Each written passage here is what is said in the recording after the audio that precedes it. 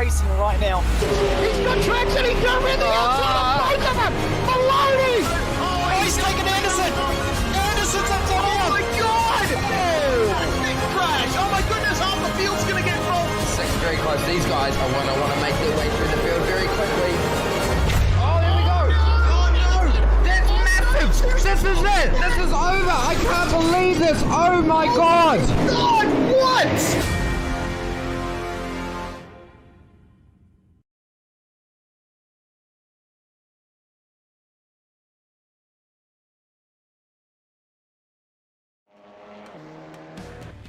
Welcome to SimSpeed TV, welcome to Circuit Barcelona, Catalonia, because we have a lot of racing ahead of us tonight in Ozicar Turbo Touring Car Series. This Season 7 kicking off last week, and what racing we had at Phillip Island, really hotly contested. We bring it to round 2 here at Circuit Barcelona, Catalonia on the historic layout, hoping to see yet more of the same. Slight tweaks to the format, as was in the schedule from round 1 to round 2. We go to the sprint format here tonight. Means 3 back-to-back races for our AM category drivers, and then of course they get followed up by the pro category coming up immediately afterwards. That means 6 races tonight. Both categories were very competitive, very entertaining last time out, so thanks for joining us. David Haynes with Jay Kennedy with me. Jay, I like this selection for these turbo touring cars to come to the historic layout, because front-wheel drive cars, let's be honest, they're a bit around some of the tighter and slower bits, but we get these big wide open corners that let them use the downforce in the tyres and carry some speed. That slipstreaming gets exciting too. Yeah, I'm looking forward to seeing how it goes. I think, as you say, it's the perfectly suited track as opposed to the Grand Prix layout. Eliminating the horrible chicane, using the more wider open hairpin instead of the real sharp one. So yeah, I think it should be a very nicely suited track, suited layout to this car, and should be a very fun combo. As we saw last week, combo was great as well, so looking forward to seeing how it goes. Yeah, participation and car counts were off the chart for this season, so once again we stay with the 2 divisions to let the 70 plus drivers all be able to race. And so we start with the Pro-Am class. When they're done, we move up and turn the intensity up to the Pro division. Theo Taylor, Max Donnelly, Jeremy Bush are our top 3. They're actually tied with Perry Anastakis for 3rd after the opening 2 races that we had at Phillip Island in this division. And you can see rest of the top 10 there: James Blavins, Greg Holmes, Moz Moroz, Neil McKenzie, Brody Cook, David Leslie. So yeah, always pretty close with the point structure that we use in Ozicar. And there is a lot of points and a lot of opportunity for reward for consistency here with 3 20-minute sprint races ahead of us. This is how they're going to grid up for race number 1. James Blavins, I think, got a win at, or at least a podium at Phillip Island. Is going to be on the front row with Moz Moroz, Braden Sagasar, Perry Anastakis, Mark Foster and Liam Banks is the top 6. We've got John Haller and Jesse White-Carrick, Neil McKenzie, Damien Seeger, Theo Taylor, David Leslie for a standing start. And that has been one of the points of contention for these front-wheel drive touring cars. Different marks, getting off the line differently to each other, I think. Yeah, exactly right. That does make the starts a little bit different, and some drivers seem to be able to manage different cars a little bit differently as well. The rest of the grid, or the rest of the next 6 anyway, Barry and Burgess on row 7, with Lawler, Nickel, Shepherd and Donnelly rounding out the top 18. We've got Farron Hancock, Jeremy Bush, Nathan Verney, Tom Hunt, Brody Cook and Dale Jeffries rounding out the top 24. But wait, there's more. We've got Dave Goggle, Leon Williams, Anthony Connors, Bryce Crawford, Matthew Harriott, Callum Heinrich. I think just a few more after that too. Ray Harrison and Craig Kermond with qualifying times. And yeah, a standing start with a long run down towards the turn 1, turn 2 chicane, and then of course fast turn 3, cold tyres. Drivers got to be careful because we've got 3 10-lap races. It's a progressive grid, race 1 to race 2 to race 3. You don't want to end up all the way back at the field. Add to that, drivers have got to change 2 tyres. They've got to clear a compulsory pit stop in 2 of the 3 races, and it's driver's choice. So there is a lot of strategy up in the air. We can dissect that as it happens across the 3 races for our AM division. They're getting ready to go. The green flag is out, and your horrible pole start. sitter has not gotten away well. Third place has gotten away really well. What a hole shot for the Audi RS3, shooting through to the lead. Always difficult to get these front-wheel drive machines away. It was Braden Sagasar who got the great start there through the middle and gonna launch it away into turn 1. Parianastakis also a great start. Liam Banks, horrible start though. He's dropped all the way back. He's lost about 6 or 7 spots. I think what you do here is if you have a poor race 1, you take that pit stop. If you're off to a great start like Sagasar, you try to take this one home and take a win in race number 1 here. Everyone's still trying to get temperature into their tyres. A cool track out there. Drivers trying to find their space, trying to find their rhythm, and trying to find some of that tyre temperature towards turn 4, where the Mercedes teammates famously collided. That's one of the first big braking zones we then get further around the lap here. And in towards this left-hander, dropping downhill. Oh, and there's been some... Brody Shepherd's the one sideways there. He's been collected. Matthew Harriott around as well. Yeah, we also saw Damien Seeger also have a little bit of a moment there too. Is this another car off? That's Parianastakis from 3rd position, finding himself in the wall. Yeah, one of the highlights of Phillip Island was Parianastakis. Fortunately finds himself with, I think, a lot of damage there. Yeah, a lot of damage. Let's take a look on the VRS replay. Some of the lap 1, I don't want to say highlights, I want to say action, but potentially disappointment for Parianastakis here. Obviously in 3rd place, looking for 2nd through the chicane. Oh, he gets that curve wrong. It spears him into the wall, and he's done that, unfortunately, all by himself. Those curbs are tough to the TCR cars at the best of times, but they are horrendous on cold tyres, where the car is so low on the pressures, so unstable. Sagasar's got around about a 2nd lead, then Foster and Moroz sitting 2nd and 3rd. They're very, very close, but the rest of the field starting to spread out a little bit, except for this little group of cars here around P10. You've got Donnelly, Jesse White-Carrick, Joshua Barry in there, Zach Nickel in this pack as well. So a very, very tightly bunched group right here. Carrick a bit deep into turn 1.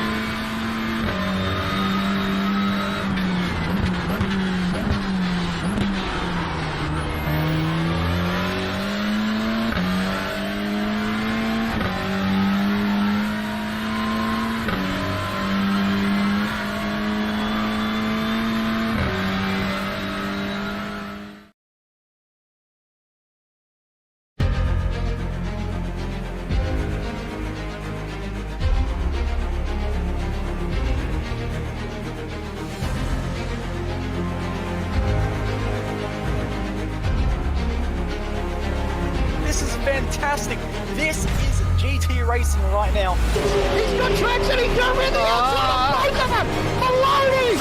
Oh, he's taking Anderson. Anderson's up top. Oh my God! Big crash. Oh my goodness, half the field's going to get rolled. It's very close. These guys I want to make their way through the field very quickly. This is it! This is over! I can't believe this! Oh my god! God, what?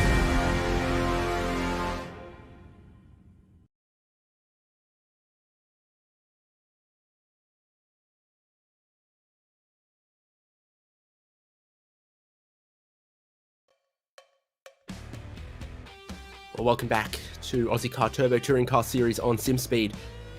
Regrettably, it does not appear that we've been able to squeeze in a race number 3 for the Pro-Am division. We move on to the Pro Split. We're on that screen. Reminder that Ozicar Turbo Touring Car Series brought to you by All UC. Ozicar Prestige Trophy Badge Engraving, 24/7 Race Control, Palmer's, Locked On iRacing Podcast, Sim Racing Leagues, and SimRigs.com. Big supporters for a pretty big championship, still looking at over 60 drivers for tonight's racing as we head in towards our highest ranked Pro Division. Again, same layout here at Circuit Barcelona, Catalonia on the historic layout. Same race format, 10 lap races. And wow, we are going to see everything we hopefully saw earlier turned up another notch. So, hopefully we get that championship standings graphic, I think, for the pros, if we can. Refresh our memory after round 1 at Phillip Island, how things stand for our drivers in this field. There it is, Jordan Ross leads the way after 2 races at Phillip Island on 103 points from Jack Boyd, 101, Tom Freer, Ryan O'Sullivan, Aaron Oliver, Alex Johns, Sebastian Flock, Kobe Williams, Braden Martin, and Nathan Norman. It definitely did seem, Jay Kennedy, that last time out, we had a much more even split of manufacturers in the pro class, a couple more Hondas.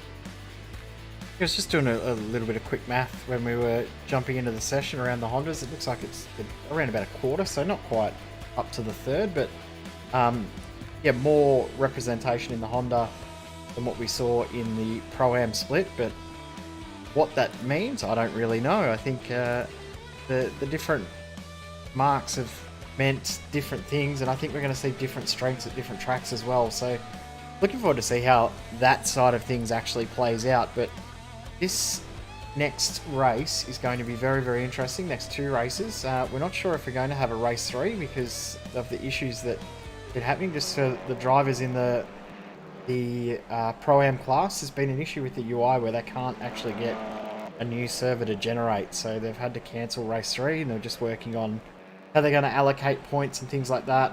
But they'll work things out with that. And we may see the same issue here in this one. We're just trying to work out whether they adjust points based on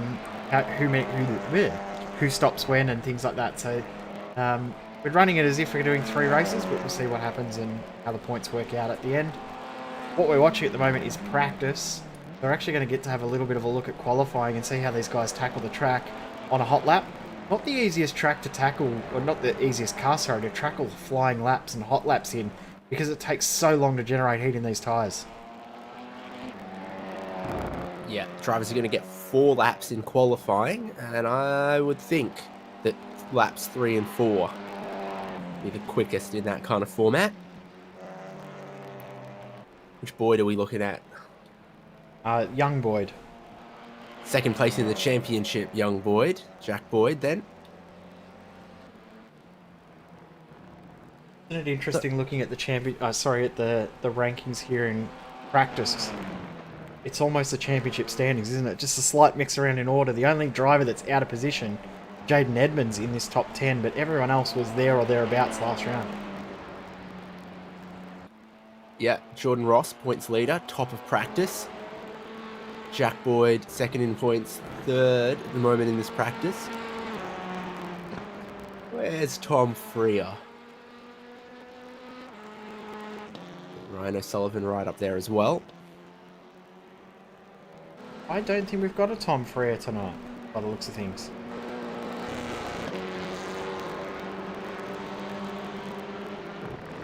That's unfortunate. It's one of them Hondas. Again, it's got to come down to driving style or something, because I thought, generally speaking, the Honda Civic Type R was a pretty popular machine. Globally available, long running, quite a few of them running in Australian competition. Not only running, but winning races in Australian competition. So, top contenders.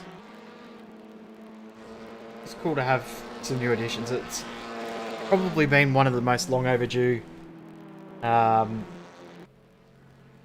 additions to iRacing for a long time, because it really lacked having some friends out there did the Audi, and to have a full, I mean, it's only 3 for now, but some additional TCRs to join the Audis just made the competition a lot more enjoyable, entertaining, and of course the Audi getting adjustments as well brought a whole new life back to this series.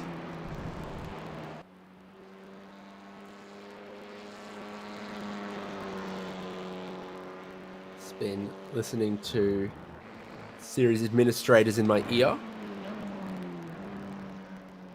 I don't know if that's good or bad. I think this is going to be 2 races.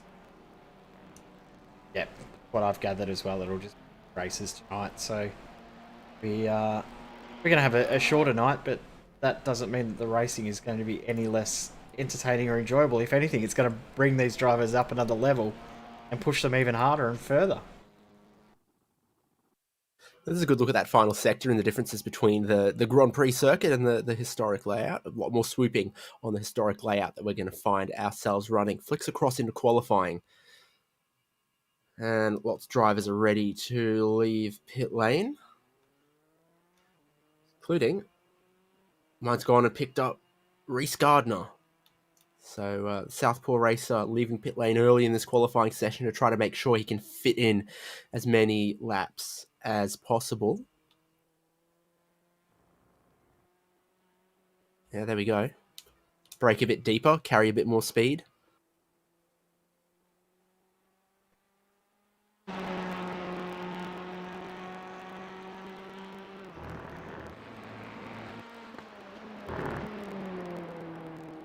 Call this a super serious qualifying session.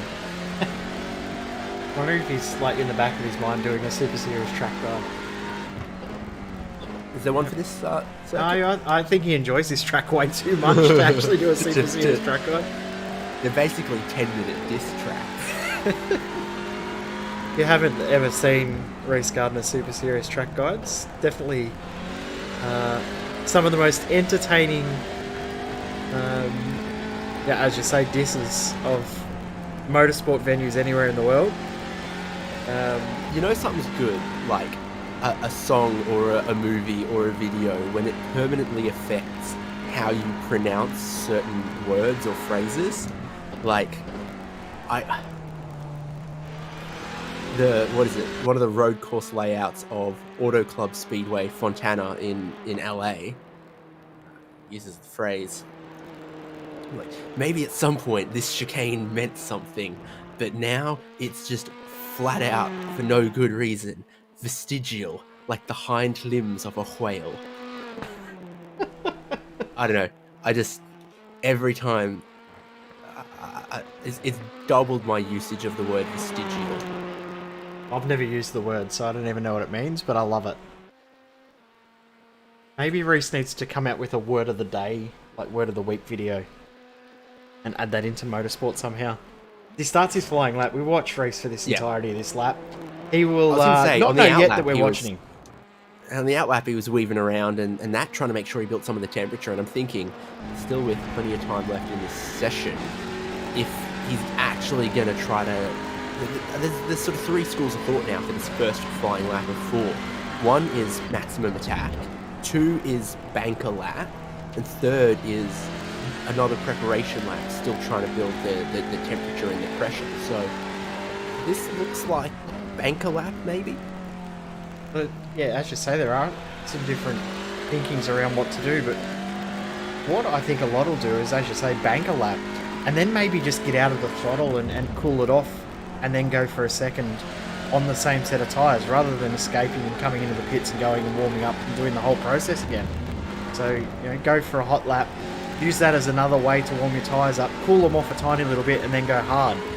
So I think that's possibly what we'll see. It'll be interesting to find out. This laps look pretty reasonable so far.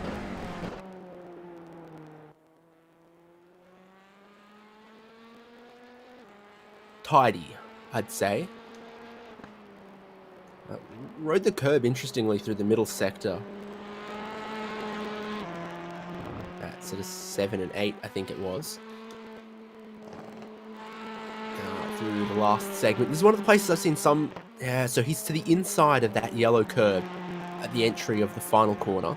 I saw particularly Mos always, you know, tyres either side of that before turning into the final corner. So keep an eye on that. How wide of an entry and a driver's taken where they get relative to that curb. First laps in, I'm not sure are going to be super representative for all the reasons we mentioned, but they are stuck to the board now, and I think, you know what? If you left pit lane right at the start of the session and really sent it around, you are going to get your 4 flying laps. But drivers are only completing their first now. Probably aren't. You needed to have crossed the line with, what, 6 minutes left in the session after your first flying lap? Yeah, 5:40 probably at at least.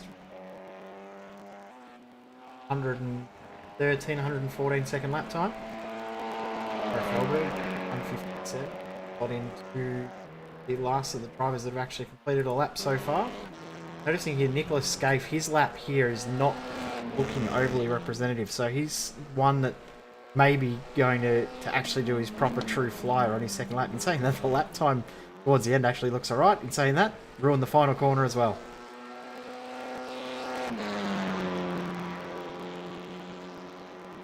.59.3 is about a second and a half off Jordan Ross, who's currently at the top. More locked on cars, but remember Vernie was in an Audi, Tim Harris with Hyundai. Now, you got your podcast released not that long ago after begging. Yeah. Mine came out this week, and didn't yours go to tape first? Look, mine's actually...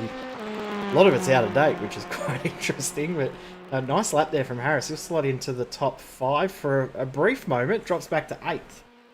The end.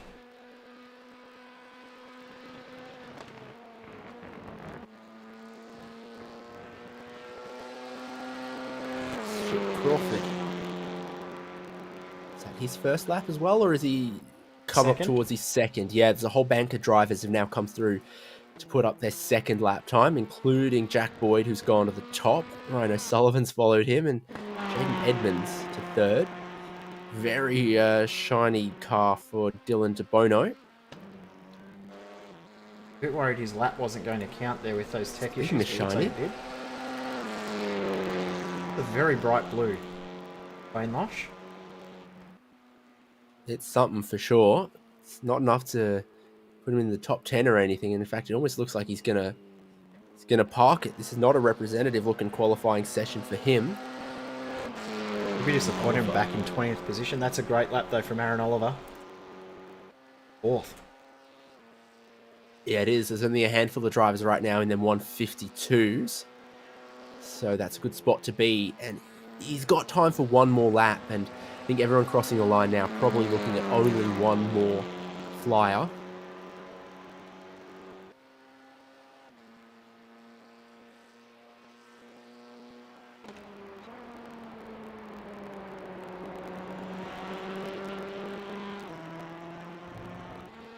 Seb Flock did a great job last week.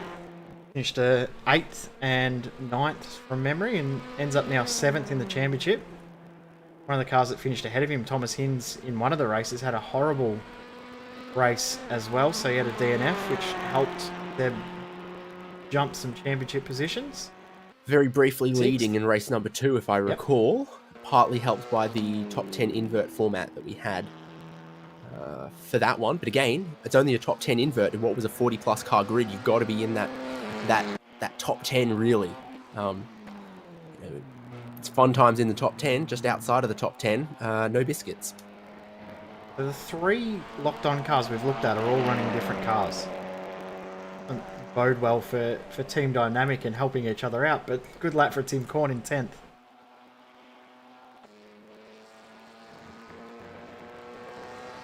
Yeah, certainly. Little banker drivers swinging around now. Lee Harrison to 4th. Yeah, and his teammate in Aaron Oliver in 5th as well. Both of them running the Honda, probably sharing some data back and forth there. Interesting, Jordan Ross in 7th position. Remember leading the championship, won both races last week. Starting in 7th at best. Not a great night for him. Yeah, it's looking pretty spicy up the front there because you've got the intervals on the timing column, and you know this is a Grand Prix length circuit, and we've got only half a second for our top 10, and in fact it kind of gets more competitive as we go on and more drivers finish their laps. Jack Boyd's going to get his last. This is going to be his 4th, so he left pit lane early, had a quick out lap. He's just going to manage to squeeze in 4 flying laps. Last time around was actually not an improvement over his second flyer, so what's lap number 4 going to look like? Trying to go faster than a 52.2. And he's not. So there's still scope for some others around to improve and maybe try to snatch that pole away from Jack Boyd, including his dad, Glenn Boyd. Is not quite going to. That'll be the end, Ollie, because nobody else will cross the line. It was a very entertaining session. Lots of movement throughout the field as well. Yeah, no doubt. And it locks in a grid for race number 1 that looks like this. Jack Boyd, Ryan O'Sullivan, Jaden Edmonds, Lee Harrison, Aaron Oliver, Braden Martin. Again, another strong qualifying from him in these TCR cars. They'll start out of 6th. We know a challenging standing start again for everyone. The pros might have a slightly better handle on it, but still not a walk in the park with cold tyres to launch away from a standing start with front-wheel drive. Group of cars is Jordan Ross, Sebastian Flock, Martin Turner, Daniel Yeaman, Tim Korn, and Brady Baldwin. That's our top 12. There we go back to Ashley Norman and Thomas Hinds with Tim Harris and Matthew Brunt on 8th row. Nick Wood and Reece Gardner on row 9. Only 0.02 of a second between those guys there. Mizomo and Hobby on row 10 rounding out the top 20. We've got Dylan DeBono, Mitch Dean, Dale Carpenter and Wayne Losh rounding out the top 24. Even more drivers for this pro split than we had in the earlier division because it continues on. Benjamin Brooks, Stuart Crawford, Glenn Boyd, Nick Scaife, Nathan Norman, Tom Wilkinson, and Dale Sharp, Alex McKellar, Ira Felberg. No time from Ryan Jones or Josh Drager. Is Jones in the session? Was earlier. Maybe we killed him. He's with the not now, buzzing. though. By the looks of it, he's not now. Oh, there you have it. Almost everyone lining up on the grid, but I think they might hold them another second longer. No, they won't. We're ready to go. Drivers revving, trying to find the correct bite point, waiting for the green flag to get going. Pole sitter, Jack Boyd, how's he going to get away? With a puff of smoke, but a pretty good launch, all things considered. Second place doesn't get away so well, and again, big movements from one of the Synergy cars looking down the inside there as well. Is that Jordan Ross moving up big positions? Remember, he started in 7th. He's already up into 3rd and trying to steal 2nd from Ryan O'Sullivan. So Jordan Ross, as he gets hip and shouldered out by Jaden Edmonds, a great launch from him. Aaron Oliver and Lee Harrison trying to make sure they don't break the golden rule of racing. They get very, very close as well. Well, a lot of 3 wide through turn number 1. Bit of 3 wide here. Oh, teammates touch there. Heading in towards turn number 4. They keep it straightened out. And now there's contact. Ross gets helped around a little bit, and he's going to lose half those spots he just gained. That's block. Oh, and Jordan Ross now... on the wall too. Yeah, a lot of carnage there at turn number 4. Jaden Edmonds trying to get it around it. There's a big field waiting to come through. Andrew Hobby is also into the wall. Chaos, the opening lap here at Barcelona. It's gone off its head there, hasn't it? Everything's just happened all at once. Dan Yeaman I've just seen as well has had an issue. So this has started with an incident there for Jordan Ross. A little bit further. How did this start for Jordan Ross? Edmonds maybe. Oh, Aaron Oliver. Yeah.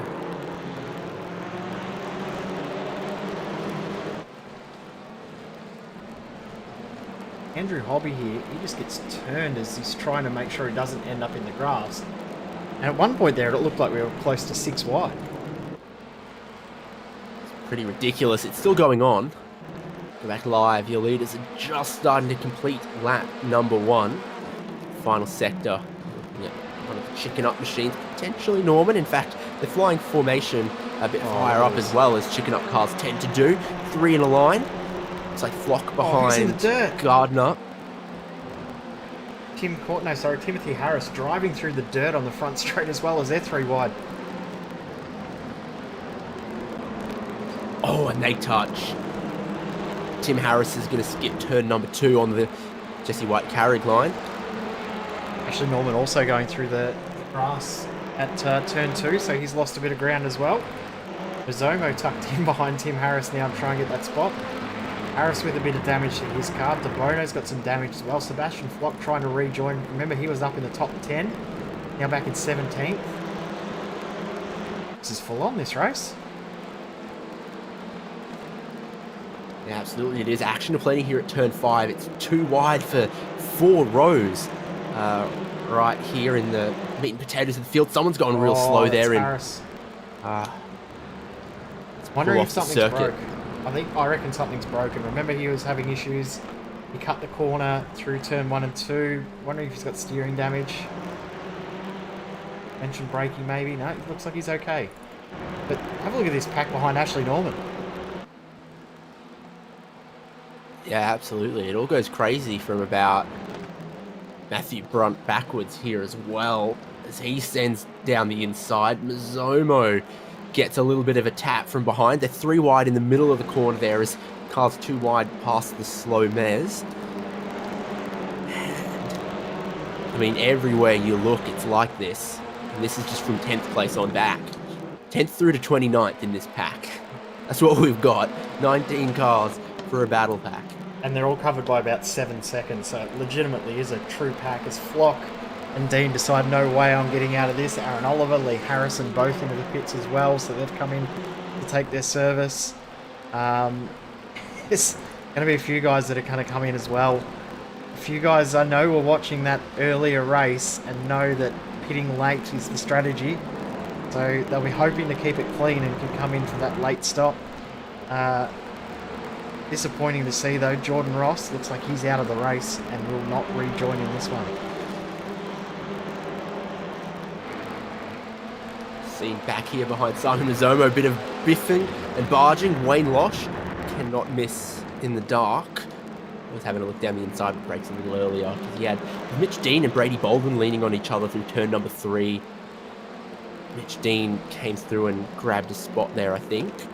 Baldwin might want it back, has a big wiggle, big dive. That brake bias is dialed towards the rear, I think. A little bit of contact once again between these two. So, in regards to the guys that pitted, we had Harrison, Oliver, Gardner, Flock, McKellar, Harris, and Nick Wood all come into the pits on that lap. So, around about 8 cars now have pitted. Jaden Edmonds has also made his stop. No, he's stuck in the pits as well. Stuart Crawford, Edmonds, Hobby, and Jordan Ross, as we said before. Those guys all appear to be out of the race. Oh, Brady to the back of Mitch Dean. Mitch Dean. Wayne Losh is going to pick it up 2 spots. That's kind of a redress from Baldwin, and they'll keep on racing. But Wayne Losh was in the right spot to say, not my... Not my incident, I'll go through. No. He I had a didn't care really that good they were expression dressing. for that recently. It's totally skipped my mind. Regardless, racing carries on. A couple more drivers jumping for the pit lane there. Brady Baldwin coming in by the looks. Probably feeling a little guilty, may even just give himself a little drive through, or just thinking I might as well get out of the battle. Amazing to think that, like, Dan Yeaman at the moment is only 1.3 seconds away from gaining 6 positions. Going to try and get one here, but not quite able to. No, he's going to get it. Nice move.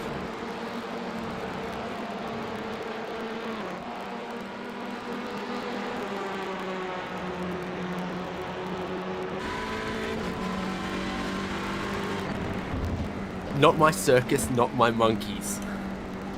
That's what Wayne Losh was thinking. You had to look that up then, didn't you? I did have to chuck that cheeky Google because I knew it was good. A lot of shiny cars for a new season of Ozicar Turbo Touring cars. And, well, they start the race shiny, and then they keep leaning on each other and the walls and the curbs. They don't finish the race quite as shiny.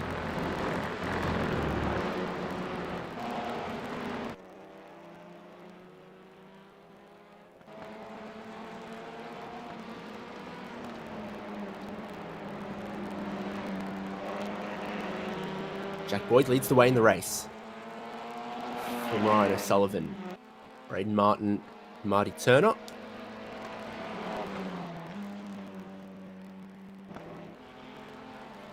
Leading drivers to a stopped teammates Lee Harrison and Aaron Oliver. They're currently down 22nd, 23rd. I think we are going to have a lap 7, lap 8 flurry on pit lane. Yep. By the way, Yep. I think I heard, and I might need a second to work out whether this is a good idea or not. That card looks like it doesn't want to turn whatsoever for the 26, which is Lee Harrison. That the 2 compulsory pit stops thing might carry across to next round. Next week, yes, at Barber.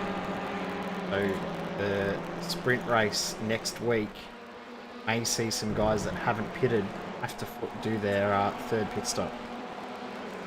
I had heard that as well. I'm not confirming that, but that's what I've heard so far. All the races are weighted the same for points, aren't they? So it can... Yeah, it can go a bridge between 2 rounds, and it doesn't actually really have a points impact. There's no real penalty or gain to those who went one way or the other on strategy. Except that maybe it'll be a tiny bit harder to pass at Barber than here.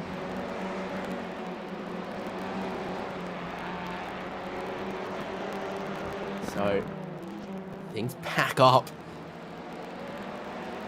And the racing closes in the longer they go, because that slipstream down the pit straight has an effect.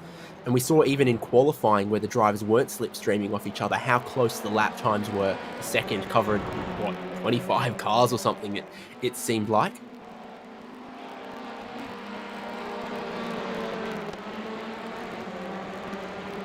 Dylan DeBono with Dale Sharp in front. Oh, and he's going to try to send it down the inside here. Sharp's around the wide line. The drivers are going to try to follow through on the tighter line. It's Glenn Boyd and Gaiman and Benjamin Brook and such. Too wide through the final sector is really going to hurt your speed. They're leaning on each other through the final corner. Huge drift angle for Sharp. He's going to find himself out wide. And who's got a good run of speed here? Glenn Boyd does.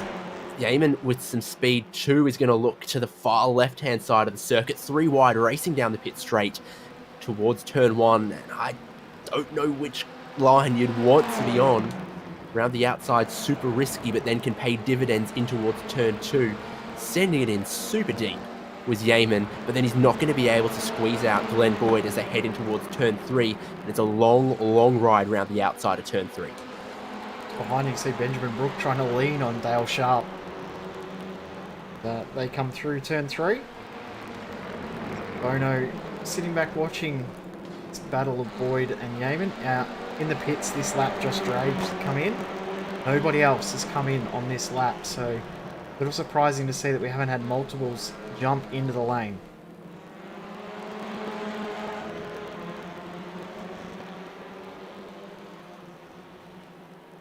Still rocking on each other. Yep. Still side by side here, but I think that goes the way of Yeaman.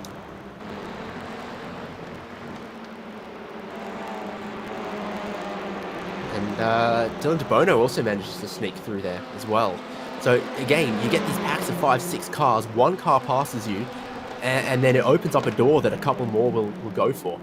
Oh, that's a huge lunge. I've just also seen that there's been an issue for Mizomo and Dale Carpenter.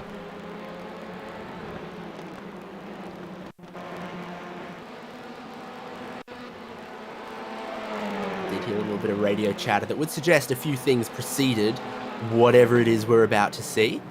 Which is... Oh, that's deep. Yeah, look, if you send it down the inside, you make a bit of contact and you still don't keep it on the track, you're going to find yourself in a bit of trouble. He tried to redress it, but it was pretty costly, painful. And Carpenter doesn't know where the pit lane speed limit starts, so I think he just lost about 6 seconds on pit entry. Braden Martin's just The lost old a Holly Okayama. Okayama all over again. How many times have we seen that now? I think every single broadcast race we do there now, where there's a pit stop involved, we see that happen. It's like, that's not where the yellow cones are. Mez is still right in it. He's side by side trying to get down the inside of DeBono into turn 4. Yeah, he's managed to do it. And again, you see two cars battling in front of you, and you've got to put yourself into the shoes of Benjamin Brook, I think it is there. He's thinking, well, who's going to win this fight between these two? Who am I going to go with to try and gain a position? The answer is he goes down the inside of 5 and helps DeBono out a bit wide. Next car through there to try to take advantage. Nick Scaife as well. You lose one position, you lose a bunch in this style of racing. Interesting that Ryan O'Sullivan's been just slowly chipping away at that gap to Jack Boyd. He's had it around about 4.5 tenths, up to 5 tenths, but the last lap and a half, he started to get it right down to 3 tenths, 2 tenths, and applying bulk pressure now to Jack Boyd, who is starting to feel that pressure from behind. So off the final corner, both of them at the same speed, about 180 kilometers an hour, full throttle, max speed down here. And for O'Sullivan, when does the slipstream start closing him in? Not enough, but he's still going to send it down the inside of turn 1, try to take the race lead away from Jack Boyd. Do you know what? I had the same thing. Jack Boyd manages to hold on. So that wasn't your end, Jay. I got nervous for a second, and then I saw it happen on both computers at the same time, so I thought I was okay. Yeah, so Jack Boyd manages to hold on to that lead. Again, I think that would have been Boyd. Round the outside, having the better line through turn 2. I don't think it's going to discourage O'Sullivan from trying to have another dip, trying to have another send. Who is that reversing pit stalls and pit stalls and pit stalls? Oh dear. Dale Sharp reversing in the pit lane, never a good sign.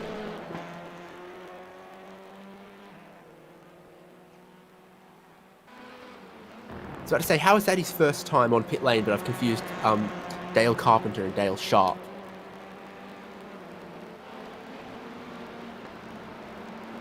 Carpenter would need sharp tools, though.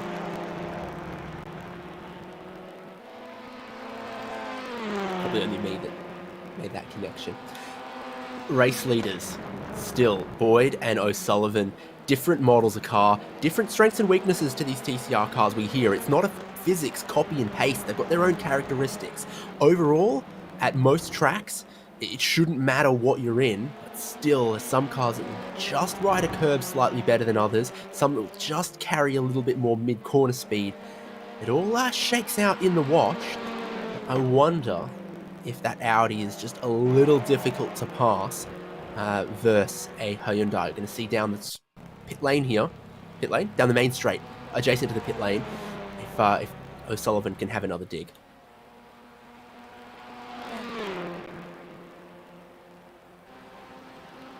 But Lee Harrison leading the cars that have pitted. Oh, good to see Jordan Ross is back out on track too. Going to come out and get some points. Might not have too many cars left to overtake, but good to see. Lee Harrison's come out huge margin back to Aaron Oliver. 5.5 seconds that gap is. Matthew Brunt, Dan Yeaman come in. Maybe the last two cars to pit in this race. Yep, theoretically this is the end of the pit window for the compulsory stops. Looks like 14 cars that are going to not take it, and a whole bunch else have been through. Second place. Looking at the race leader. A lot of people have looked at the rear of that Boyd racing car across various championships that we've broadcast. If they could see it. Yeah, often a lot see it when they're being lapped as opposed to having too many tucked in right underneath the rear wing. It's great to see that Jack's had someone to really truly battle with. Previous series that we've seen Jack Boyd be in, he's just led the field and driven away, but Ryan O'Sullivan and also Jordan Ross have given him a great battle. I think it's going to be spicy for the whole top 5. I think 3rd, 4th, 5th are closing up on each other as well, and when they see that white flag and it's 1 lap left in race number 1, I think that's when they're gonna turn it up.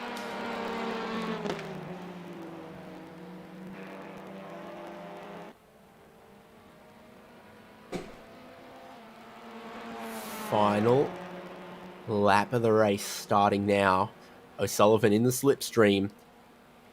Sent it down the inside into turn 1 before. Doesn't look as close this time around. He's still gonna have a look just to try to get into the head of Jack Boyd. He does run a little wide of the apex in 1. Then O'Sullivan hits the sausage curve a little hard, and the optimal line probably somewhere between 1st and 2nd. Nicholas Scaife coming in now. This is clearly too late. Absolutely. But he may have to have come in for different reasons. We'll know more about that when it gets later on in the evening or for next week. Battle for 3rd, 4th, 5th still not done. Hinz has dropped a little bit to Marty Turner, but Braden Martin still giving Thomas Hinz a really good battle at this stage. So that's still on as well, but the battle for the lead is definitely not done. Ryan O'Sullivan is trying as hard as he can to steal this win away from Jack Boyd, who has been faultless in this race. Yeah, and they started 1st and 2nd on the grid. They're running 1st and 2nd at the minute. Without title contenders. Whereas Marty Turner running 3rd, started 9th on the grid. Big effort from Thomas Hinz to come from 14th up into 4th, and I don't think he's quite done either on this final lap.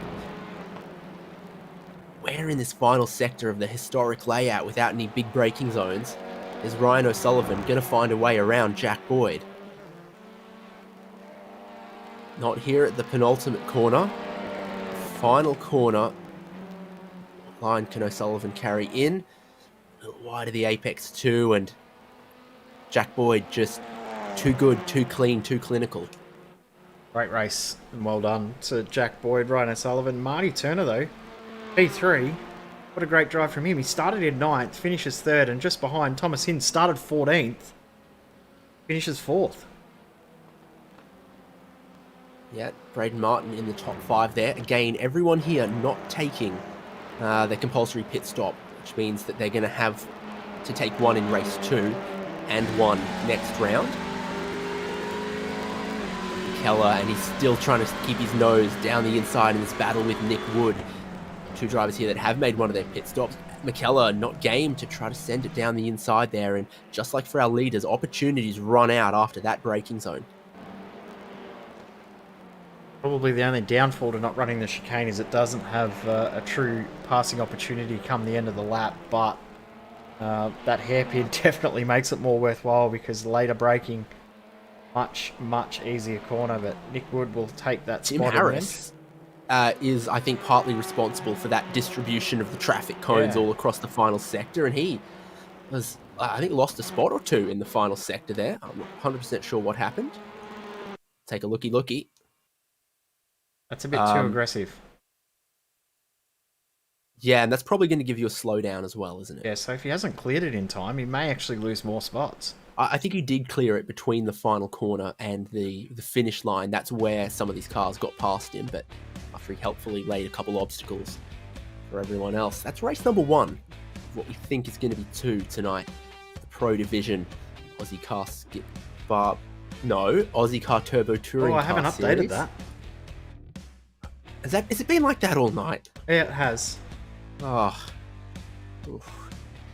Well, Jack Boyd is up front from Ryan O'Sullivan, Martin Turner, Thomas Hinz, Braden Martin, Ashley Norman, Tim Court, Mitch Dean, Nathan Norman, and Wayne Losh. I don't think anyone in your top 10 there took a pit stop in race number 1. I think you have to get a bit deeper in the field to your Aaron Olivers and your Lee Harrisons.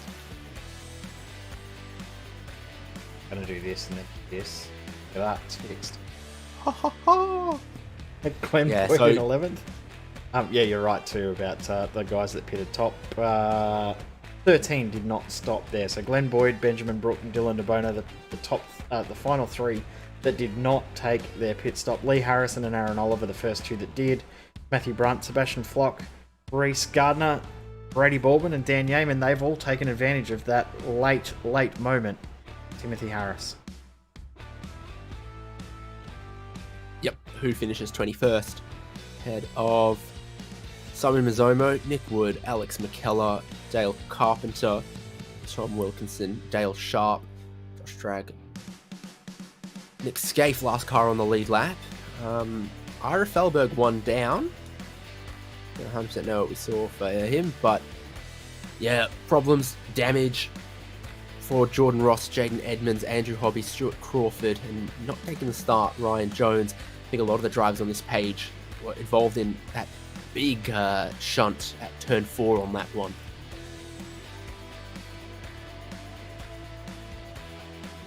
So, that's race number 1 in the books. Sets the grid for race number 2, where there is still some drivers who are going to need to clear some compulsory pit stops. And then what are the drivers who did a stop in race number 1 that might then do it again in race number 2?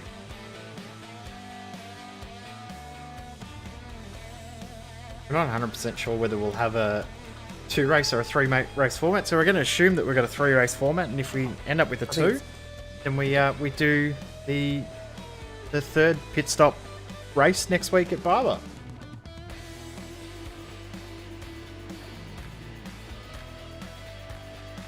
And I mean, imagine, I don't, you're taking your pit stop in race number 2 here, potentially to save yourself a pit stop in a week's time. That's a whole nother style of strategy that I just don't think you ever. Yeah, my head's getting an ice cream headache thinking about it. Yeah. Sometimes 24-hour races, a team makes a strategy call early that they know is going to help them out, you know, maybe 23 hours later. This is a really potentially delayed payoff for a whole chunk of drivers. The other part to that is that it should, fingers crossed, be for a payoff for tonight, but it looks like it won't be because we're now in the warm-up phase, so that means that we'll go straight into the main event, which means that we're only going to have 2 races for tonight. But I don't know what you do. I mean, the guys that didn't pit have to pit; they've got no choice. But I think some will go try and take the race win while they can. Other guys who are maybe a bit further back in the pack think, well, I'll just take the hit now and then be at a big advantage next week. Got a calendar button? Let me see. Give me one moment. Pretty sure you did a week ago. Doesn't mean I haven't accidentally deleted it.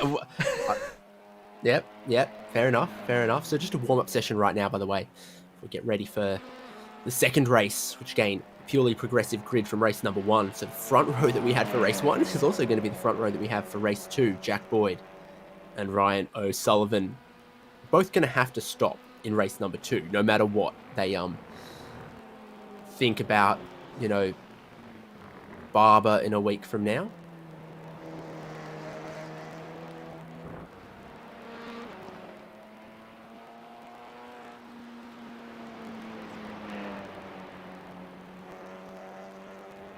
Just like magic, after way too much fiddling, I found it.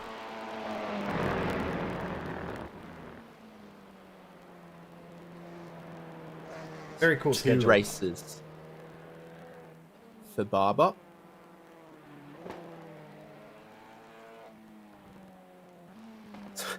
So then the typical format, of a 20-minute race and a 40-minute race, everyone has to make a stop in race number 2, the 40-minute race. So what? There's going to be some drivers who have to stop in 1 and 2, and some that only have to stop in 2 next week, potentially? I don't know what they're going to do. Yeah. I'm not Stay sure. tuned to We'll find out.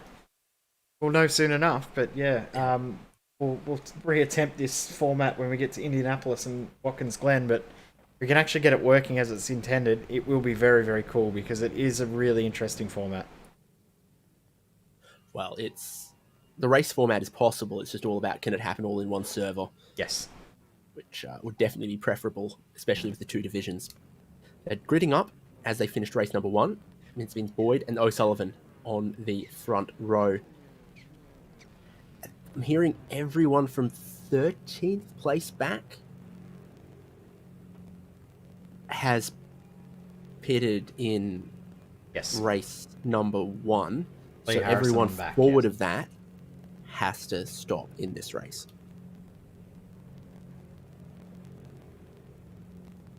So, yeah, Harrison, so forward from Harrison, so 1 through to 13 all have to stop in this race.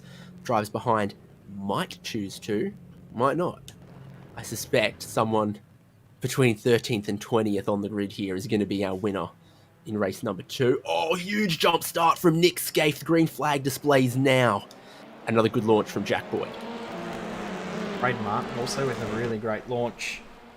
Already got 2 spots. He may get a 3rd. Horrible launch for Thomas Hinds. He's already lost a couple of spots. Braden Martin's gone from 5th to 2nd.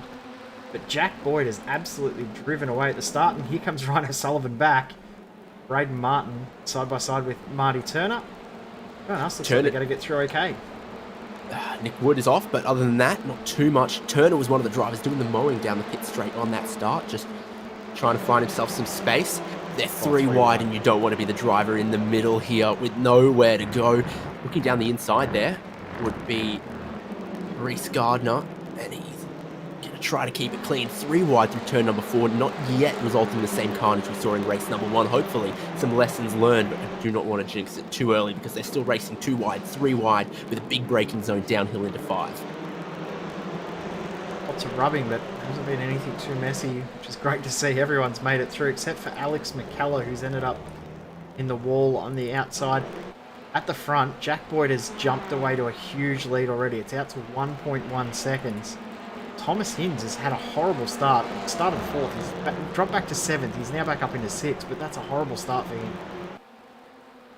There was obviously a couple cars that didn't get away as they hoped to, and for everyone like Braden Martin shooting the gap, there's got to be someone who didn't get away quite as well off the line.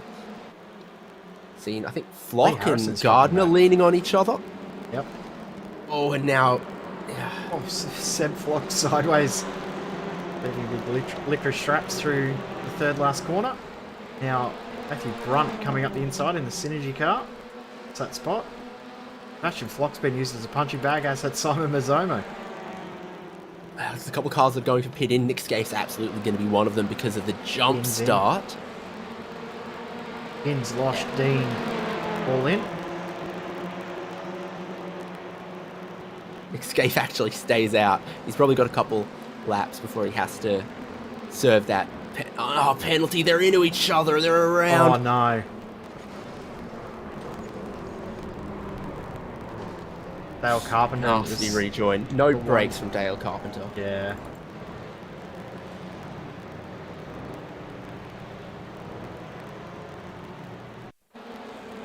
That had been brewing the entirety of the lap, though, really, hadn't it? They'd been rubbing, pushing, touching each other for an entire lap, and watch it from Dale Carpenter because he's the one that's ended up reversing across the track. Tim Mazzomo. Actually, who's that? Is that Wilkinson behind Mazzomo there that's made a little bit of contact into the 10 of Carpenter? And I tell you what, isn't that scary? Brake lights. Yeah, that's not good.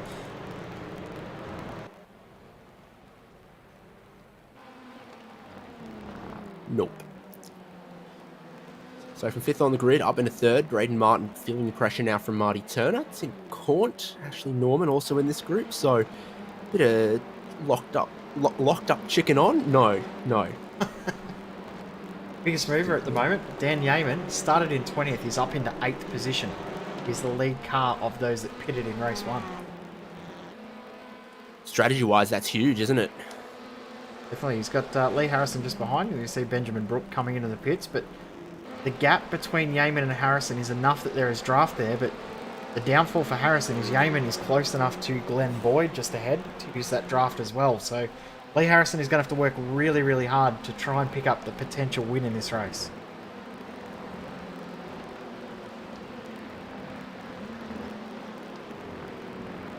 Single file train down the pit straight. And then another pack. Wilkinson there thinking about lining up Tim Harris. Chicken Up versus Locked On in two different two-car battles here. We've got Cornt versus Norman for 5th and 6th, and Braden Martin, Marty Turner going at it as well. Really is chicken on. Exactly. It's Locked Up racing. And it's the two Audi locked on cars versus the two Hyundai chicken up machines. This is the 4th, 5th and 6th. Very creative and different lines there.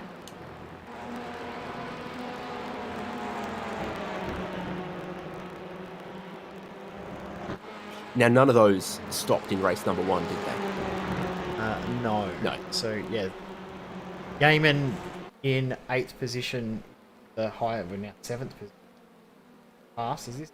Aaron Oliver, Flock, De Bono. They've all pitted in the first race, so they're all ready to race. But Dylan De Bono hasn't pitted. My mistake. He was the last car that did not pit in race 1.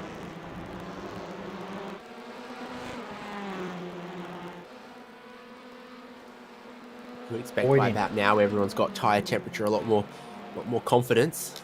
But yeah, Boyd pitting maybe a little early from the lead of the race. He had to at some point in this race. The thing he doesn't want to have happen is come out in traffic and lose net time from that. So that's why staying out as long as you can while the field spreads out is not a bad ploy.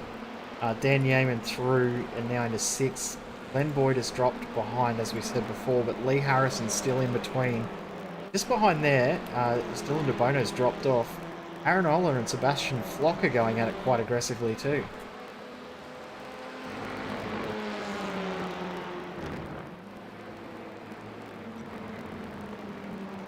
Yeah, again, we're dealing with some cars that were relatively high up of the race 1 pit stoppers, so they're in a strategy advantage position there, having already ticked some of their boxes. Oh, and behind them, Andrew Hobby. Oh, he's had a tough round. Yeah, he's already a lap down, so he's actually trying to get out of the way there, but probably made things a little bit worse than what they were, as Tim Harris and Tom Wilkinson go at it, 15th and 16th at the moment. De Bono's in all sorts of trouble looking at the timing screen. He's lost around about a second and a half on this lap. Now has Brady Baldwin just behind him, and he's not going anywhere. His pace just looks way off at the moment. Yeah, Jaden Edmonds looking 2 for 1. Big send down the inside. Still finds the apex. Still gets it slowed. Now needs to get clear before the track goes back to the right. Otherwise Baldwin will shoot it down the inside. And, oh, yeah. About as predicted. Baldwin still looking to get a nose for the inside here. 2 right-hand corners to come, but he's not close enough. Next car lining up that might try to pick off De Bono. Got Tom Wilkinson and Tim Harris. Here we go. Is he on pit lane? Who we got? Ryan O'Sullivan, who's going to try to cover off Jack Boyd, presumably. Also got Marty Turner and Glenn Boyd in. Yep, so this will be interesting to see where they reappear in relation to Jack Boyd, who has come out in absolute clear track, as Ashley Norman has got through on Tim Cornt. Daniel Yeaman now up into 4th position. So, lead car of those that pitted in race 1, Dan Yeaman, now finds himself in a very, very strong position. Go back to this pack here though. De Bono is losing all sorts of time. Now, he hasn't registered an official lap time as of yet, so I'm wondering if he's actually got a black flag or if there's something else wrong with his car. Ashley Norman also the same.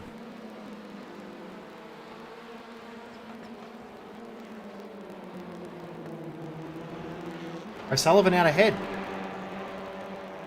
Yeah, the overcut pretty powerful with these tyres and no tyre warmers, but he's got no front grip, and I think he's just helped Jack Boyd off the track there. Boyd's not going to take that. He's going to try to hang around the outside of turn 5, look to the turn 4, look to the inside of 5.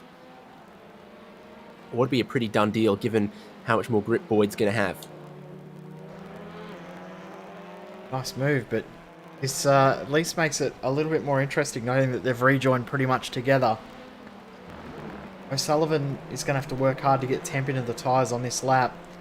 The other plus for these guys is there's no traffic around, so they can really go at it and really push hard. Yeah, they've got another 15 seconds almost up the road to the next car for position, which is Alex McKellar. So, yeah, just battling each other for a while here. O'Sullivan, that's not trying to get in the mirrors. It's trying to get some heat in.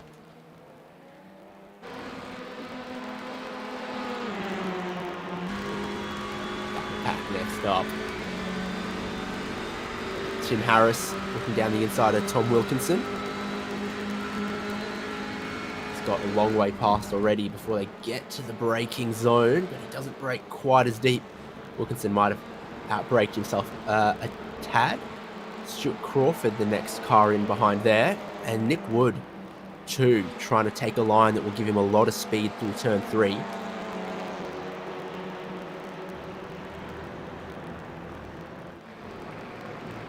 Nick Wood's been one of those drivers I think has been pretty damn quick in this series, but just hasn't been in the top 10 for various reasons. He didn't have a lot of luck go his way last week, and hasn't really had too much go his way this week, as that's Stuart Crawford being tapped by Nick Wood, who then gets into Wilkinson. Wilkinson will be absolutely livid, but that's not really Crawford's fault. He couldn't really do anything there. No, Nick Wood's almost redressed the both of them. Right there. Yep, let's drop back in behind. Wilkinson's the one that's lost out in the end. De Bono's still trying to lap around. The last lap by, he did actually register a lap time, but it didn't look too amazing in regards to timing screen. And Crawford, even though he probably didn't have to, has redressed the position back to Tom Wilkinson. Game through on Corn as Corn comes into the pits. Yeah, 4 to go in this one. Braden Martin, Ashley Norman in, yeah. All 3 in. Leaving a little later than some, but still could have pitted at least 1 lap later than right here. And I have to think, if Ryan O'Sullivan had run a bit deeper into this race, surely he'd have been a bit further ahead of Jack Boyd. I think covering it off immediately might not have been the right thing unless he was bearing down on a lot of traffic, which I don't think he was at that phase. Look at the gap now. Yeah, I was thinking the same thing. I thought it was a surprise. You either come in at the same time or you do a complete opposite in regards to strategy. So, a little surprised to see him pit as early as he did. He's brought that gap in a tiny little bit. It was out to just over a second, but it's come back in once again for around about 7 or 8 tenths. As Norman and Cornt come out together. Marty Turner going to blitz on by both of them. Yep, around the outside he goes, and again, just going to have that extra lap and a bit temperature, which is so important, particularly when they're only changing the front tyres, and they're so critical to every element of the performance, all the way approaching through and out of a corner.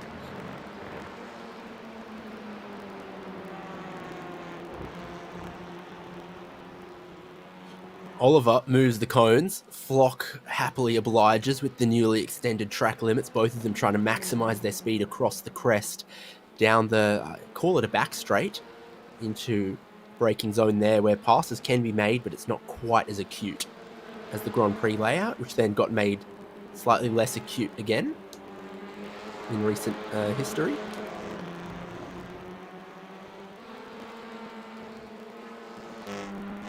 Where do you think Flock can make this move? Has to be in a turn 1, doesn't it, really? Yeah, that's a solid looking run off the final corner, isn't it? Right there at the bumper, early down the straight, looking to the inside. And this is how he got Wilkinson as well. Just huge amount of extra speed. That looks like, all right, well, okay, off you go. Block on the brakes early as well to make sure that he didn't overrun the corner in the end.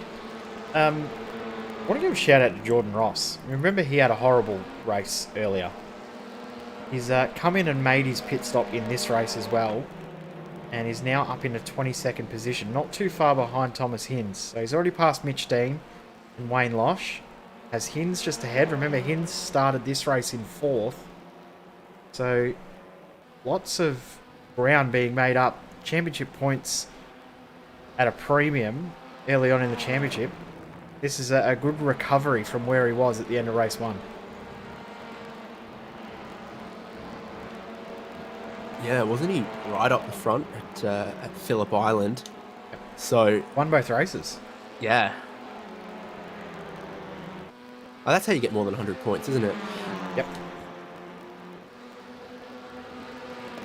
Yeah, so then this would be a real reversal of form, but he has the opportunity to grab some points and set himself up well for next round as well. Yeaman and Harrison prefer to be where the Drop Bear Motorsport machine is, with the inside line for the next 3 corners. And yeah, indeed, that's how it works. Harrison had to get on the brakes there just a tiny little bit to make sure he didn't run into the back of Yeaman. That little chute before the downhill. 2 laps to go, and this is well and truly on. Remember, we were saying there was over a second or a second between them. That's gone because you don't even need the timer on screen anymore. We can tell how close this is. Yeah, and too late to pit in this race, so this is going to be for the win. Lee Harrison's going to look down the inside into 1. And not yet ready to give up on it. Is going to try to hold around the outside. And then it all carries on in towards turn 3. Such a long corner. The inside definitely the place to be. Again, heading towards another right-hander. Don't tell Yeaman that.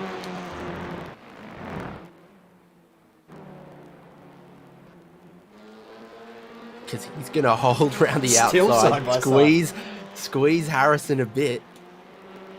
And that'll give him the inside now as the track drops down in towards turn 5. Harrison looking over under, but he doesn't have room to do that. So these guys are obviously setting themselves up to need a pit stop next round. Reece Gardner right there to pounce on something that happens between these guys. Sebastian Flock, as we talked about, through on Aaron Oliver. But they're still going at it, not too far behind Reece Gardner as well. They're actually closing in on Reece. So Gardner needs to be a little bit careful. It's very deep under brakes goes Lee Harrison. I thought they were going to make contact there, but very, very close. Good respectful racing.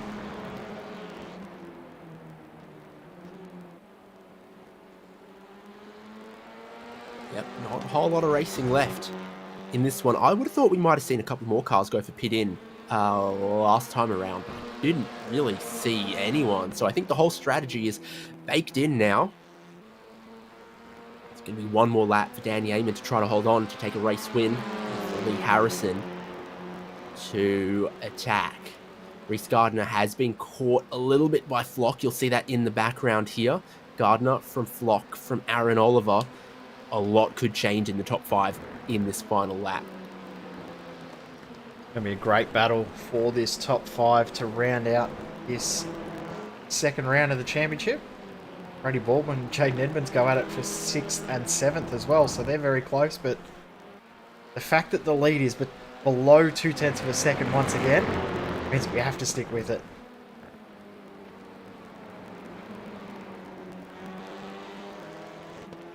Yep. You're taking another look at that timing screen, really trying to work out what on earth's going on with the strategy and who it's maybe not scoring points here, but setting themselves up well for the remainder of the championship. And I think the answer is Jordan Ross, Matthew Brunt, potentially look like cars that have cleared 2 pit stops so far across this round. Different lines again, trying to ride the curbs different ways because the cars ride curbs different ways between the Hyundai and the Honda. Elantra Type N, as it's called where it's from. I-30 sedan is apparently we're calling it in Australia. Defensive line from Yeaman because he knows that's basically the last place on the lap you can really attack unless Harrison gets monster drive to look down the inside here. And he's gonna have a go. He's gonna have a go. 2 corners left, and I think Yeaman's found himself in a pretty tough spot unless he can absolutely throw it through here, and he'll try. Harrison doesn't want to be the one to make nose to quarter panel contact there and had to roll out of it a little bit. And through turn 2, Yeaman might just have it. He's going to take a win here.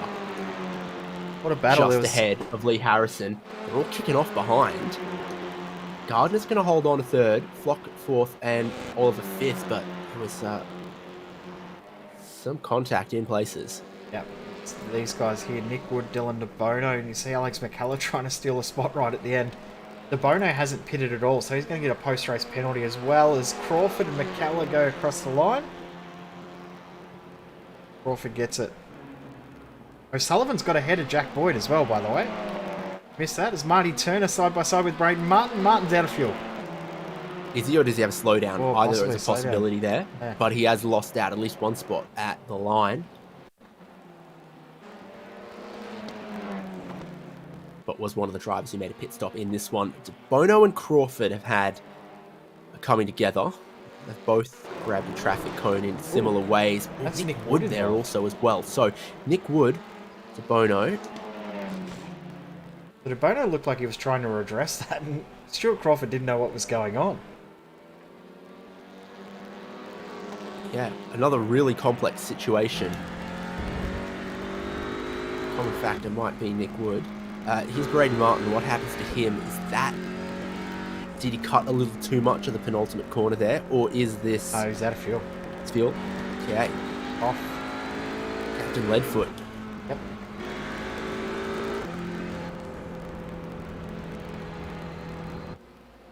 What a race. That was incredible how good that battle was at the front between Yeaman and Harrison. They made contact through the 3rd to last corner, but Harrison redressed it just enough to make sure that they could continue to fight, and the respect was given there, which is great to see. Well, here's how they finish. Dan Yeaman from Lee Harrison. Reece Gardner with a 3rd place there. I think he had a pretty rough time out at Phillip Island, so it's good to see him on the podium for race number 2 at Barcelona, Catalunya. Then Seb Flock, Aaron Oliver, Shaden Edmonds, Brady Baldwin, Tim Harris, Simon Mizomo, and Tom Wilkinson. Wilkinson took advantage of that incident back in the field with Nick Wood and Crawford De Bono to get that spot. So Wood, as we see, in 11th with Crawford in 12th. Almost got passed by McCullough in the end. Only 100 or half a hundredth of a second in the end. Half a tenth of a second, I should say. We got De Bono, who actually finished the race in the pit lane. Then from there on, everyone did pit in that race. With Ryan O'Sullivan, Jack Boyd, Martin Turner, Braden Martin, who'll be checking his fuel cage. Then we've got Ashley Norman and Tim Cornt rounding out the top 20. Race Control did say what the penalty was going to be to anyone who didn't make the pit stops. So, and I forgot what it was. So De Bono's in for some kind of trouble. We definitely didn't pit, so yeah, you'll have to be in some sort of trouble. I think at best they add 40 seconds. At worst they throw him to the back or something. Then was drivers who did pit: Jordan Ross, Thomas Hinz, Mitch Dean, Matthew Brunt, Glenn Boyd, Wayne Losh, Nathan Norman, Benjamin Brook. Then, well, Ira Felberg 6 laps down. Andrew Hobby all over the shop in that one, though did try to stay out of the way of the leaders when he was out on track. Got Josh Drager, Dale Carpenter, who I don't think we're going to be seeing again in Ozicar Turbo touring cars. It was yeah, and Nick Scaife jumped the start and I think just parked it after that with probably a pretty hefty penalty. Dale Sharp and Ryan Jones wouldn't have taken the start.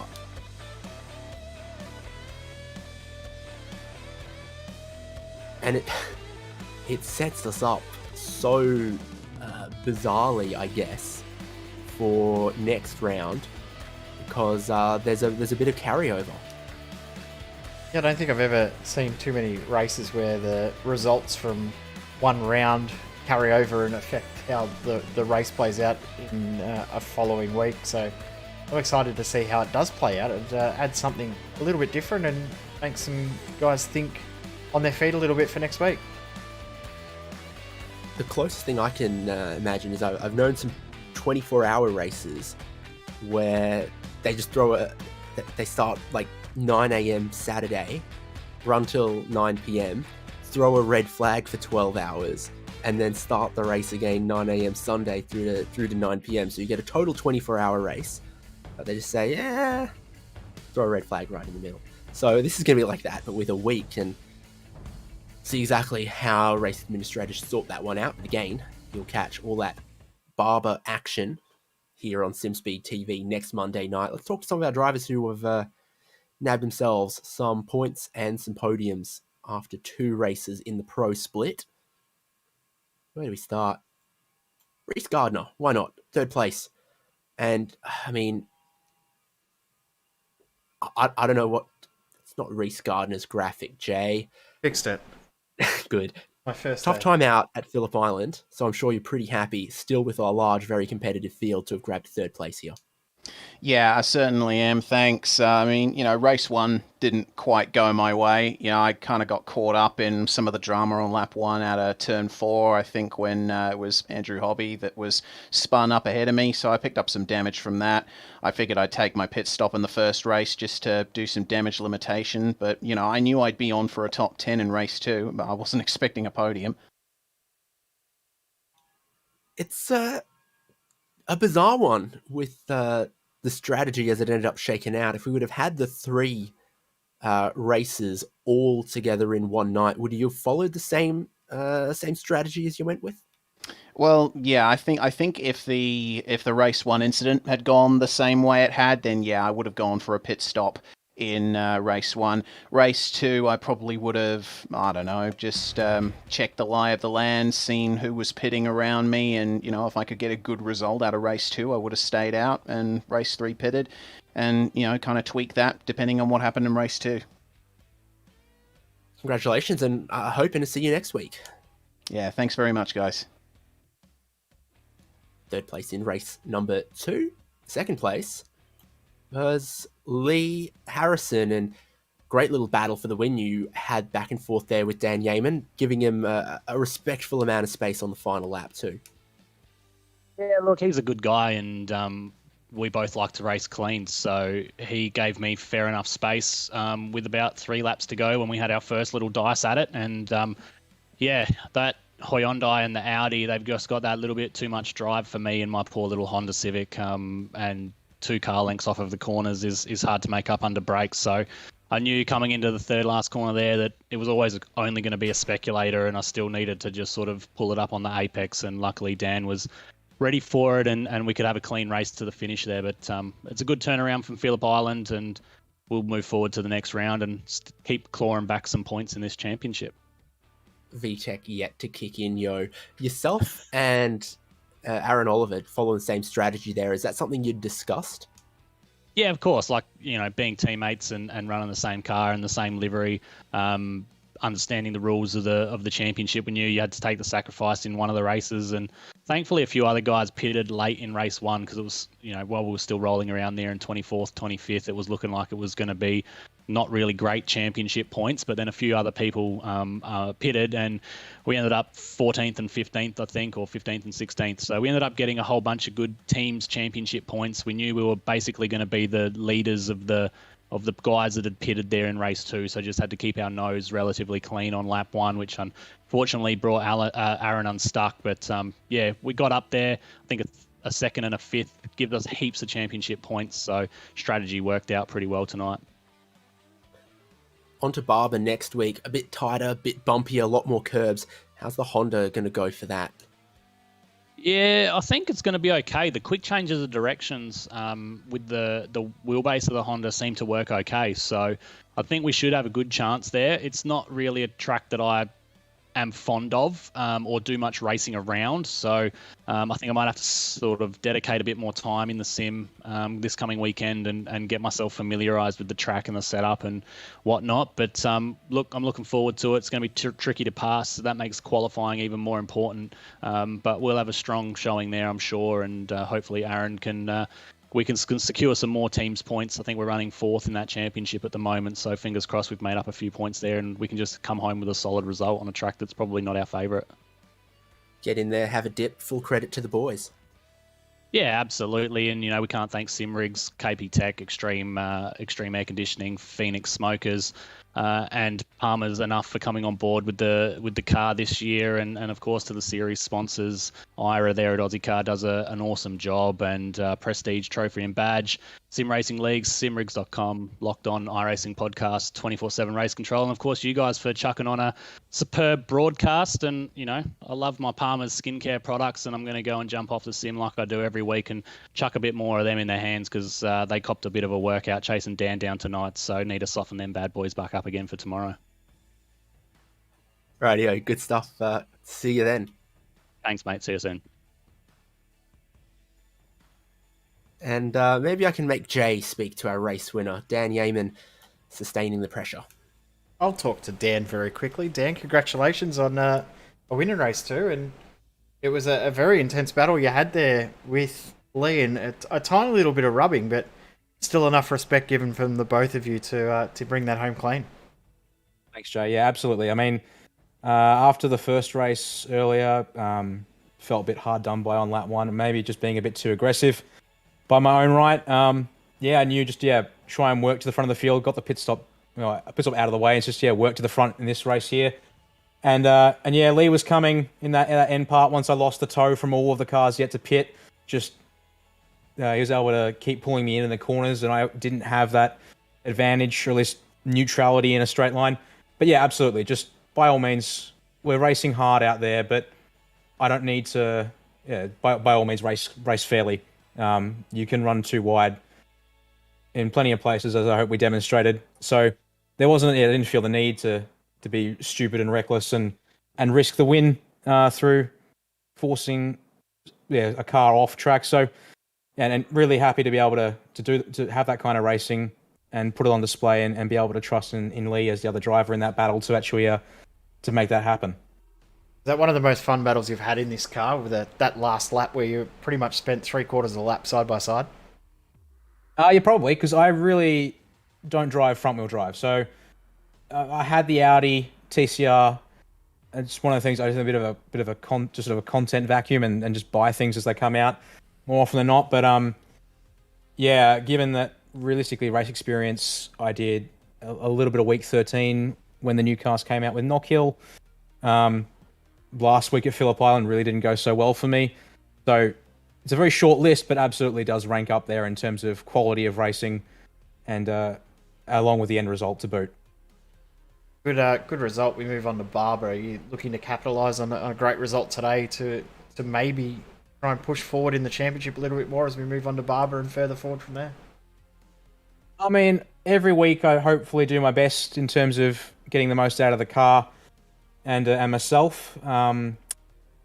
Looking like we're maybe top 10, top 12 pace at the moment in this series. So it's going to be a lot of work or a bit of bad fortune for others to really be able to capitalise on it, a bit like what we saw tonight. So might put in a little bit more practice, really sort of at the moment jumping in, given with things like Daytona coming up and trying to manage time in quite a few places.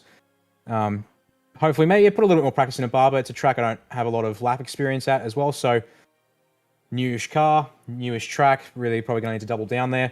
But we'll take it day at a time and see how it goes. Well, good luck next week. And we'll no doubt see you out on track there, and no doubt talk to you before then as well. Hopefully that's how it plays out indeed, yeah. Good luck. David, as we say, we move on to Barber, one of the most underrated circuits in iRacing. I just knew the B-roll was going to be this giant spider and all the various other bits of art that... No. So, it'd be interesting to go to Barber. Great stuff. Great stuff. Yeah, really technical track. Some interesting racing that can take place around there. And again, another place maybe a little bit underrated. We're going to take the Ozicar Turbo Touring cars there next week. And, well, series administrators are going to have some work between now and then to figure it out, keep everything fair. But there are going to be a bit of carryover. Hopefully some more great racing for both divisions. Ozicar Turbo Touring Car Championship. Been David Haynes, Jay Kennedy alongside me here on SimSpeed TV for the coverage, and I think Lee Harrison's done half of my work for me. Look forward to seeing you next Monday night for this great Touring Car Championship as it rolls on to round 3 at Barber.